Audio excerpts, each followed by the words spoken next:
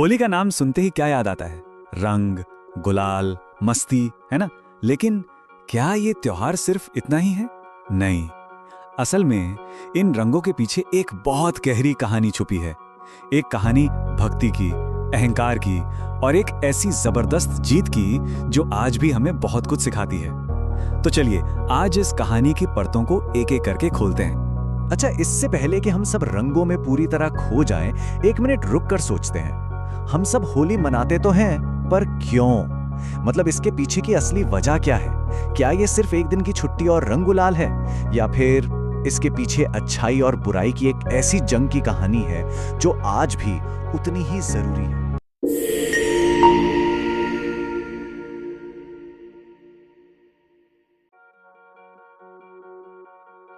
ये जो पूरी कहानी है ना, ये असल में दो बहुत बड़ी ताकतों की टक्कर है। एक तरफ हद से ज्यादा बढ़ावा अहंकार और दूसरी तरफ वो भक्ति जिसे कोई डिगा नहीं सकता। Ego versus devotion. तो कहानी का जो विलन है वो है एक असुर राजा, नाम था उसका हिरण्यकश्यप। अब उसके पास ताकत तो बहुत थी, मतलब बेशुमार, पर उसकी एक ही जिद थी, अमर हो जाना। और इस जिद को पूरा करने के लिए उसने बहुत ही कठोर तपस्या की। और जानते हैं, उसे वरदान मिला भी। जरा देखिए इन शर्तों को, कितनी चालाकी से मांगी गई थी। उसे ना कोई इंसान मार सकता था, ना कोई जानवर, ना दिन में ना रात में, ना घर के अंदर ना बाहर, और तो और किसी भी हथियार से उसकी मौत नहीं हो सकती थी। उसे तो लगा बस अब तो मैं अमर हो गया। उसने मौत को ही चेकमेट कर दिया था। और बस फिर क्या था, जैसे ही ये शक्ति हाथ में आई, उसका घमंड आसमान छूने लगा। उसने ऐलान कर दिया कि अब से मैं ही भगवान हूं, और हुक्म जारी किया कि आज के बाद हर कोई सिर्फ और सिर्फ मेरी ही पूजा करेगा। लेकिन सबसे बड़ी चुनौती उसे कहीं बाहर से नहीं बल्कि अपने ही घर से मिली। उसका अपना बेटा प्रहलाद भगवान विष्णु का पक्का भक्त था। तो यहाँ पर दो दुनियाएं आपस में टकरा गईं। एक तरफ पिता का अहंकार, दूसरी तरफ बेटे की अटूट श्रद्धा। और प्रहलाद ने साफ साफ कह दिया कि मैं आपको भगवान नहीं मान सकता। अब जब हिरण्यकश्यप की कोई भी धमकी, कोई भी कोशिश प्रहलाद की भक्ति को तोड़ नहीं पाई, तो उसने एक बहुत ही खतरनाक प्लान बनाया। एक ऐसा कदम उठाया जो इस कहानी का रुख हमेशा के लिए बदलने वाला था। इस भयानक साजिश के लिए हिरण्यकश्यप ने मदद ली अपनी बहन होलिका की। अब होलिका के पास ना एक स्पेशल पावर थी, एक वरदान था कि आग उसे जला नहीं सकती। प्लान सुनने में तो बड़ा सिंपल था, पर उतना ही क्रूर भी।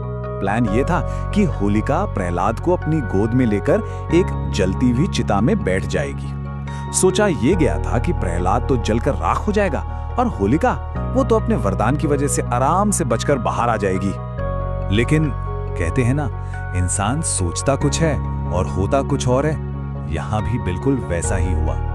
जो सोचा गया था उसका ठीक उल्टा हो गया। कहानी में एक जबरदस्त ट्विस्ट आ गया।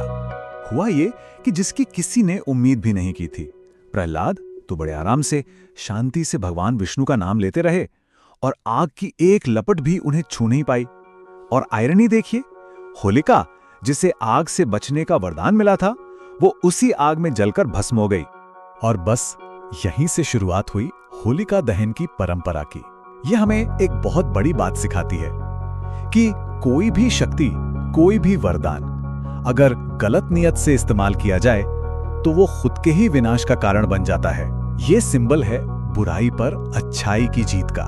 अपनी बहन की मौत और अपने प्लान का ऐसा अंजाम देखकर हिरण्यकश्यप गुस्से से पागल हो गया। उसका गुस्सा अब 7वें आसमान पर था, और अब कहानी अपने क्लाइमैक्स पर पहुंच रही थी। अब अहंकार की सीधी टक्कर होने वाली थी ईश्वर से। उसने गुस्से में प्रहलाद से चिल्लाकर पूछा, कहां है तेरा भगवान? हर वक्त उसका नाम लेता रहता है, क्या वो इस खंभे में भी है? और प्रहलाद ने उसी शांत और अटूट विश्वास के साथ जवाब दिया, हां पिताजी, मेरे भगवान तो हर जगह हैं, हर कण कण में है।